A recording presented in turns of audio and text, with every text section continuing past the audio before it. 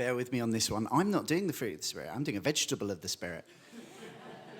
Who knew? Who knew? Where's peace? Peace? No?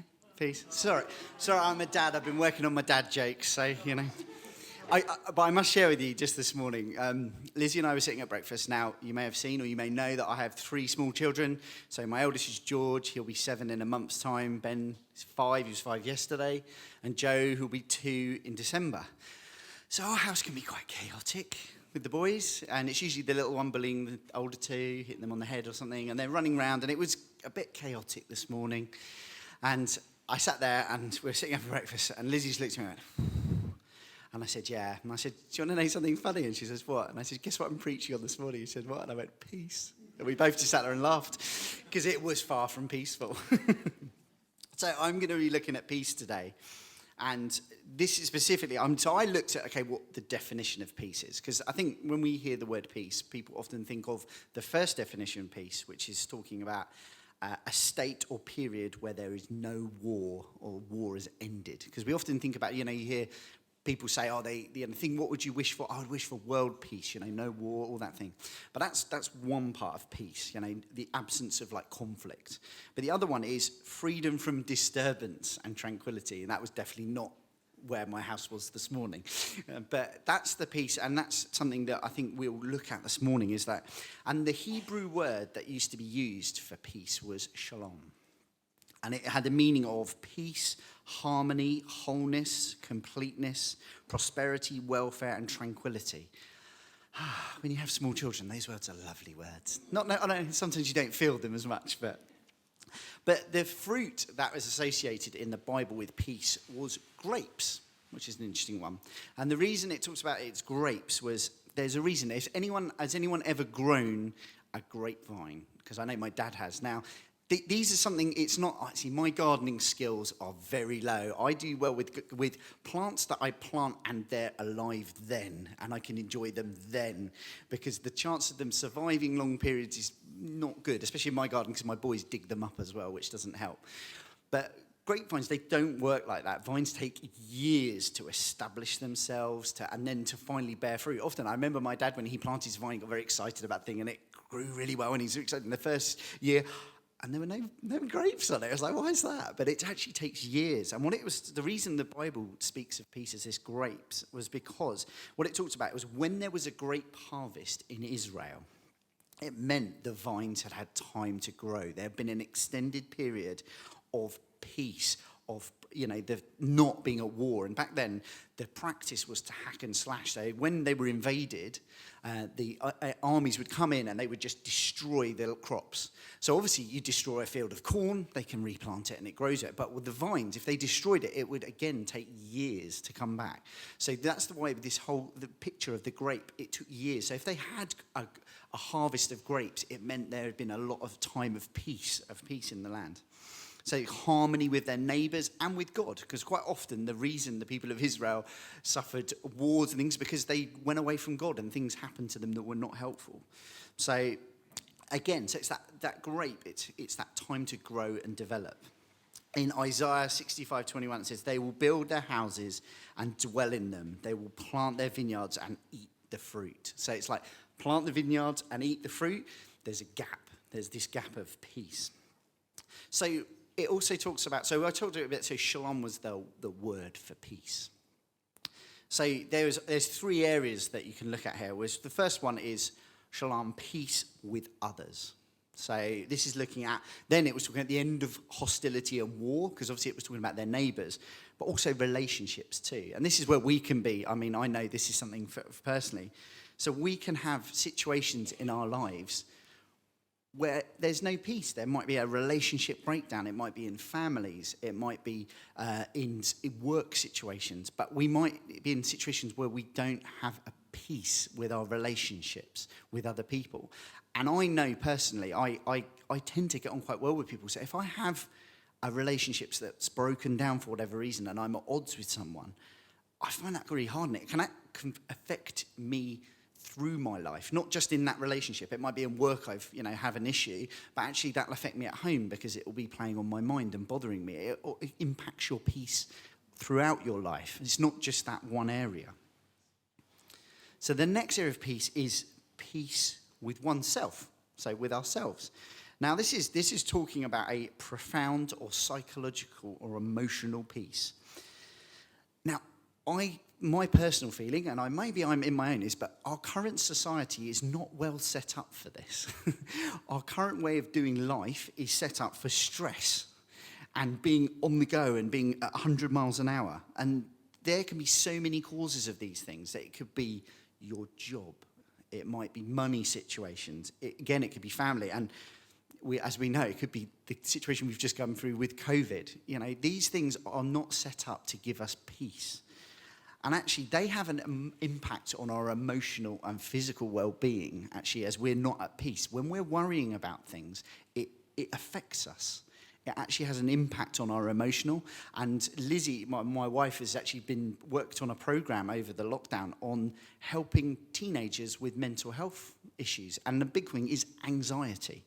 And it's worry about the future. Whether there's all these things that are going on at the moment about we're trying to help, improve the planet, because actually if we don't do things about it, are we going to have a planet suitable to live in 100 years' time? And actually, that can make you quite anxious and worried, because actually, especially for the younger generation, they're thinking, well, hang on, it might not affect you because you're in your 40s, but for me, that's talking about my life when I would want to be really living it. And I think all these things, along with our drives to achieve, drives to, you've got to have a really good job, you've got to do this, it can create such pressure and anxiety on our young people especially. Me personally, in my life, outside of the church, I work for a big IT company. I work in IT. I manage, this is something I'm very proud to be able to say, I manage a team of engineers that fix problems you probably wouldn't understand in ways you probably wouldn't think of. And that's true. I'm really blessed. I manage a team of 11 that are spread across, I've got some here in Chertsey, but I've got some in Warsaw as well, in Poland. I'm blessed to say they are all way smarter than me, and they can fix stuff that I can't imagine half the things they're able to do. They're very clever people, but all it's my job to do is make sure they're okay and they're able to fix the issues.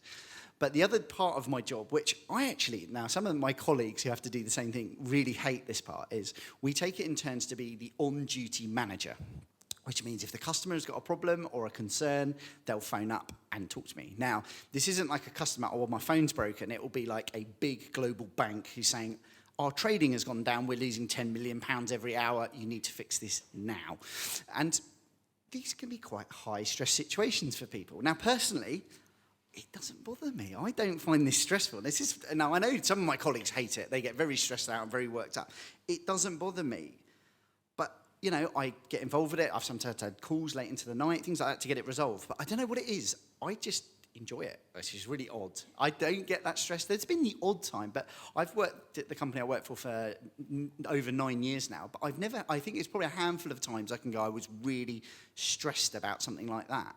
Whereas other people sometimes get really wound up. But this is to give you an idea of our last year during lockdown, I got really stressed. I realised I hadn't actually noticed. It actually crept up on me.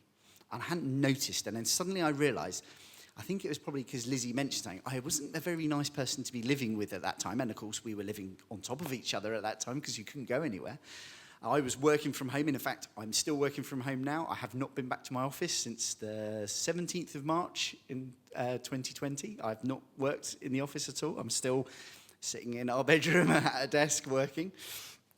And I realised I was getting really stressed and it was bothering me. And it wasn't being at home, because I get on well with my family, but there was just something that was wrong and I wasn't getting, what it was time out. It was actually, I often would ride my bike to work and then go to work and do something different and then come home. But I found there was a big blurred lines of like, I'm at work, but I'm at home and the kids are walking, and I just didn't have that. And it affected me. And also, the big thing, the thing that really I found really hard was I actually saw the impact it had on my son, George. Now, he's my eldest, and he was in reception when everything started. And of course, he moved to homeschooling. And the thing that really affected me was we were through, I think it was into the second part of lockdown, and I was talking to him, going, how's everything going? He goes, Daddy, I'm sad. And I said, why are you sad? He said, I don't like not seeing my friends, and I don't like being stuck at home. And he said, I don't have days when I'm always happy. And you know, that broke my heart. That hurt. It really hurt, because I'm sitting there going, you're 5 years old and you're talking about being sad and not being happy. And that for me was something that caused me stress, because I'm like, I want the best for him. It's natural as a parent, you want the best for your children. So that can, it's interesting how different things will affect different people. Your personal, the things that bother you, the things that will affect your personal peace might be different. You probably are thinking, when I was talking about that my work situation, I wouldn't want to do that. I don't want to have to deal with that. Some people I know love customer service. We've got an amazing team who work here in Revive, and they show, if you've ever come in for a coffee, you'll know exactly what customer service is. They're amazing. Other people are like, I don't want to work with people. I want to work away from people with numbers or with something where I don't have to deal with people. And that's fine. We're all different. But there will be things in our lives that we thrive on and give us peace, or things in our lives that actually sort of impact it. But the last one's the really important one, and this is shalom with God, peace with God. And shalom with God meant reconciliation with God. And if we look back in Genesis, how it was meant to be, man was created to be in relationship, to be walking with God every minute, to be chatting with him, to be in that relationship. But we know what happened. Adam and Eve, they sinned. The relationship was broken. It was torn apart. The relationship was separated, and a huge chasm appeared, which was sin. And it broke that relationship. We didn't have that. But we also know that God had his plan A, which was he sent Jesus. And Jesus came and he died on the cross for our sins to bridge that and bring that reconciliation.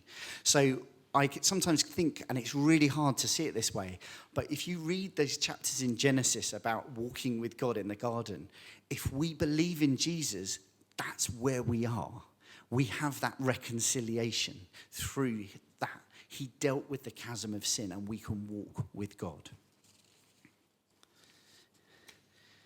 So that was talking about those areas, but what can peace actually look like specifically? Now, the big one is, and this is a practical one, is taking time out. And this is something that, again, going back to our lives, our busy lives, is really hard. We often don't take time out. We just try and fit as many things in that we can get done, and we don't take time out. I was watching a YouTube video the other day, and it was by the BBC and the BBC Earth team, who do all things like Blue Planet, all the nature programs. And they'd been doing a study with the University of California. And they revealed during this study, which is amazing, just by watching programs about the natural world and nature, it improves people's mental health. Just by watching those programs, it has an impact. And they were saying, but of course, that's just watching. They said, if you go into nature and actually see it and be part of going out into going to mountains, going to all the world and seeing this beauty, they said the impact of awe, which is one of these things that they were talking about, and seeing beauty had a profound impact on people's mental health, which I took was really interesting, because as I was listening to it, I'm sitting there going, that's great you've done this study, and it's good that you're encouraging that. But that was God's plan, and it's not a massive surprise. Because if you look in Romans 20, it says, since the creation of the world, God's invisible qualities, his eternal power and divine nature, have been clearly seen, being understood from what he has made, so that his people are without excuse. Because actually, it is in the natural world we can see. I personally, when I go and enjoy walking in, say, the mountains or somewhere beautiful, the first thing I think about is God. For me, it sends my eyes upwards to the first thing if I enjoy nature. And the fact that they did this study to say that spending time in nature improves people's well-being didn't seem a big shock. And actually, if you look, we live at this 100 miles an hour. But then when we went into lockdown, everything had to slow down a bit, and then we got impacted in different ways. Now, I talked about my son George, and he struggled. But one of the things that really unlocked and really helped him was us going out. My mum used to come and pick him up, actually, and take him for a walk with the dog. And they'd go for hours. If it rained, whatever, they'd still go out. And he used to come back, and you could see on his face, it was different. There was something in him that he'd been out. He'd been, out in the woods or whatever it may be. And also, I started taking him fishing as well. We started going fishing. And I remember going for one particular trip in the real cold, and we sat there for 5 hours and caught nothing. And I thought, here we go, that's done. We've done fishing now, because he's going to, Dad, I don't want to do this anymore. But he turned around to me, and I said, are you okay? And he goes, yeah, Dad, we saw a woodpecker and a kingfisher, and we heard an owl in the woods. I really enjoyed it. It's a shame we didn't catch any fish, though. And he just appreciated being in nature. And I think that is, it's hardwired into us. That actually God wants us to rest in his presence, rest in what he has made. You know, if you look at the Genesis account, all the things he made, what was the thing he said? We're doing it in kids' work at the moment, actually. We're doing about Genesis and the May. What is it God says after everything? It was good. It was good. He made it to be good for us. And what did he do on the seventh day? He rested. Now, I'm going to make an interpretation. I'm going to go with the fact it wasn't because God was exhausted. He went, I'm off. That was really hard work. I need to have... No, it wasn't. He was done with creation, and he was modeling to us that we need to put aside time to rest. Now, the fruit of the spirit of peace, that is actually, how it can impact us is actually helping us find time to do these things that God has given us. But I want to say that now, I'm going to move on to the next area. This is that's a good thing, to take time out and have peace, just resting. But the next stage is resting in his presence. And it's almost like there's rest and then there's rest. And resting in his presence is even better than just a time out. Jesus came to reconcile us with God so we can do that. We can have a relationship with him. And I'm going to read from Psalm 23, which people are probably very, very, familiar with. But I'm going to read it in the Message and what it says. It says here, God, my shepherd, I don't need a thing. You have bedded me down in lush meadows. You find me quiet pools to drink from. True to your word, you let me catch my breath and send me in the right direction. And I thought that is exactly that, of resting in God's presence. That's what he does with us. So what does it look like? What does resting... Because I can say to you, go and have a rest, and a lot of people go, great, I'm going to go and read my book. I'm going to go for a walk in the woods. But what does resting in God's presence look like? Well, actually, I think, again, it can be different for different people. I think the main one is prayer. Just talking to him, just praying, bringing to him our concerns, bringing him our thankfulness for things, all those things, just spending time talking with him. I really try with my boys in the evening to get them to pray and say thank you for one thing in their day. And some of the prayers are, thanks for the car that I got today, or whatever it is, things like these. It might be, but I want to encourage thankfulness in them, even if it's, very childlike at the moment, but having that attitude of, actually, what were the things today that were worth saying thank you, and engaging with God in that. The other one is reading our Bibles. That is something where we can sit in the Word, rest on the Word. Let it, it may be reading a big chunk, it might be just a verse, whatever it may be. And just resting in the truth, his truth. And that can have, and I know there have been times when I've been in times of concern or worry about a situation, and God reminds me of a Bible verse that then it almost feels like he's straightening me up, supporting me in that situation. Okay, I've got your truth about you, God, that I can stand on here. I am an accepted son. Okay, that's all right. Okay, I'm okay. Or, okay, the truth that he's in control. Okay, that's all right. I can take this. This feels out of control, but he's in control. I can leave it. Okay, that's fine. And those, reading the Bible and getting truth into us is so important. And the other one is, I'm going to encourage as well, is sometimes reading the Bible's tough. It is actually really hard, just going, well, where do I start? Which bit shall I read? So it's really great where there's so many good Christian authors who've written books that focus on a particular area, that will focus you. At the moment, we're coming from a book from Andrew Wilson, which it's just one chapter, actually, which is talking about the fruits of the Spirit. But sometimes a book will just help you just to engage with the Bible and access a certain area. I know that there's books that I've read in the past that I go back to. And I'm one of these people, I like going back to books because actually when you reread them, it reminds you of the time you were at and sometimes how God dealt with something back then, and it gives you more faith. So I just want to encourage you, if you're someone, and I'm going to put myself in this book, that sometimes goes, I'm finding it really dry trying to read the Bible here. Sometimes just having a book alongside you, it can just give you a bit of prompting to say, hey, go and look here. This will help you. So I just want to encourage you that. And, talk to other people. And this is the other thing is, we talk about resting in his presence. We can sometimes feel, okay, I've got to go off on my own, out on my own and spend just time on my own, praying and reading the Bible. And then if you're struggling with that, it's really hard. But actually talk to other people and say to them, well, what are you doing at the moment? What are you reading? And people can encourage you with where they're at, what they're walking in. Do you know what? I'm reading this book at the moment. It's brilliant. It's really challenging me, or it's really lifting me up. Why don't you have try a copy of it? Brilliant. And I want to encourage you, share, resting in his presence. I've got to admit, I like praying with other people. We have prayer meetings, and especially over lockdown, we did a lot of prayer meetings over Zoom.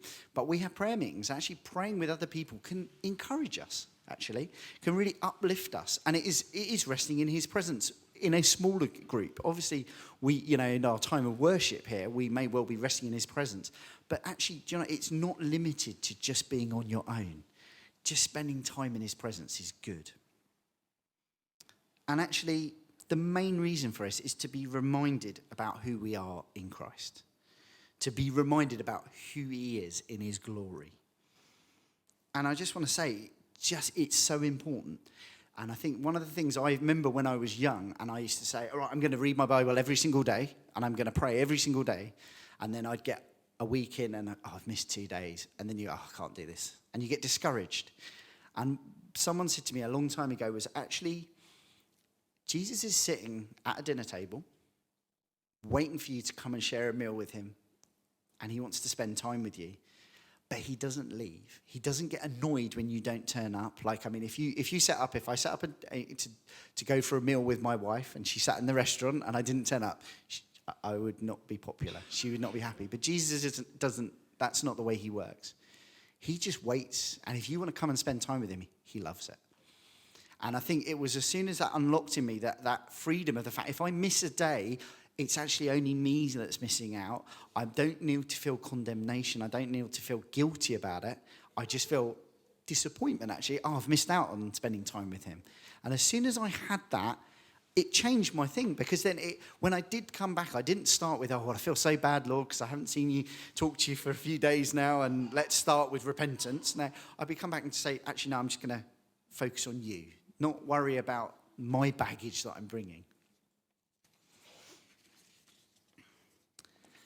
And then the last area, so we've done peace in going out and having rest. We've done peace, resting in his presence. And the last one, being at peace in our situations. And this is where the fruit of the Spirit can really, we need the Holy Spirit for this. This is not something we can do in our own strength.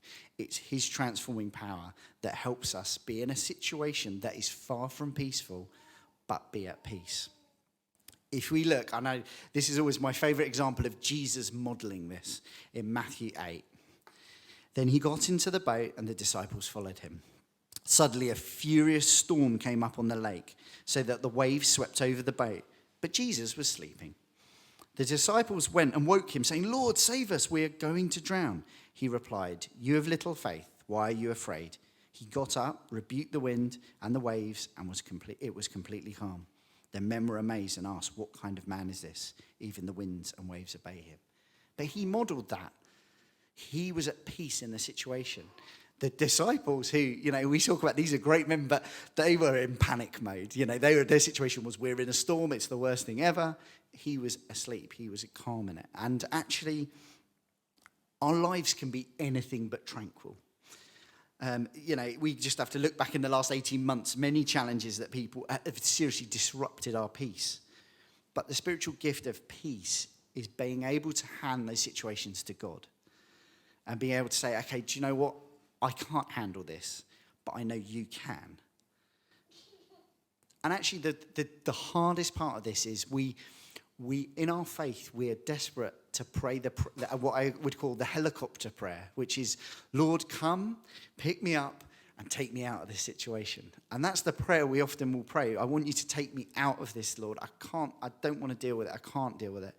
But actually, what Jesus does mostly is he says, no, I'm going to come and be with you in your situation, and I will support you through it.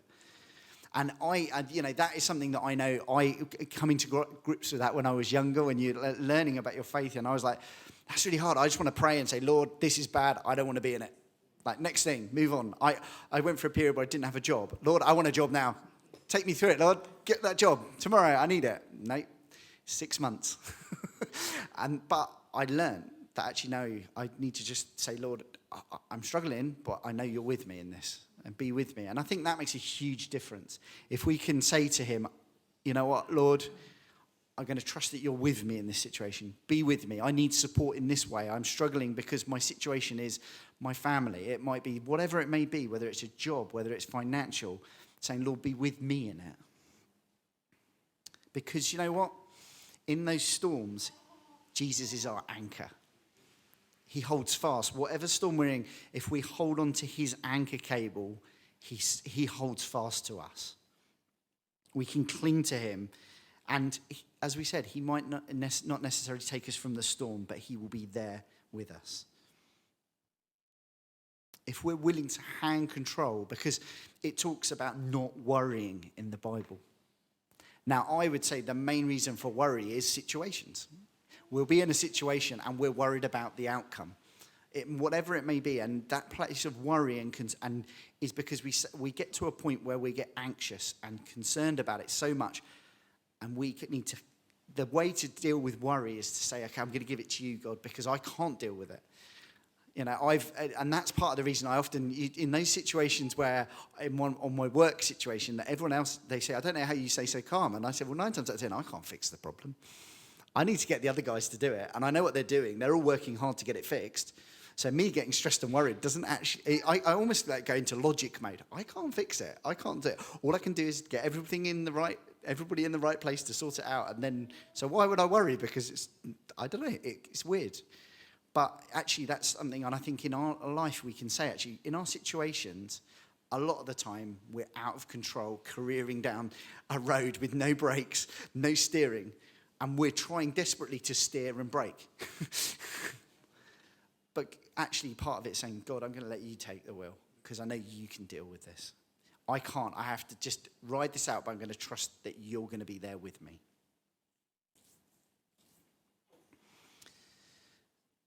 So I'm going to finish by asking a question.